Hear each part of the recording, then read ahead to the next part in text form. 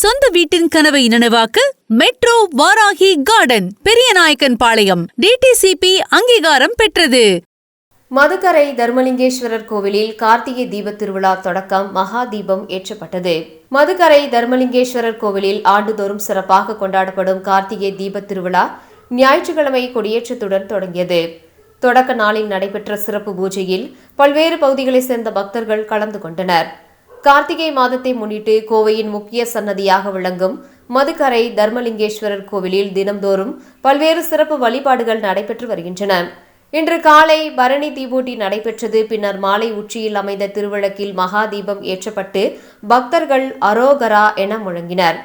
மலை உச்சி அடைய 1000 படிகளுக்கு மேல் உள்ள கோவிலுக்கு அதிகாலை முதலே பக்தர்கள் திரண்டு மகா தீப தரிசனத்தை பெற்றனர். திருவிழா தொடர்ச்சியாக நாளை மாலை 6 மணிக்கு 2ஆம் நாள் மகா தீபம் ஏற்றப்பட்டது. மேலும் வருகின்ற டிசம்பர் 5ஆம் தேதி 3ஆம் நாள் மகா தீபம் ஏற்றப்பட உள்ளது.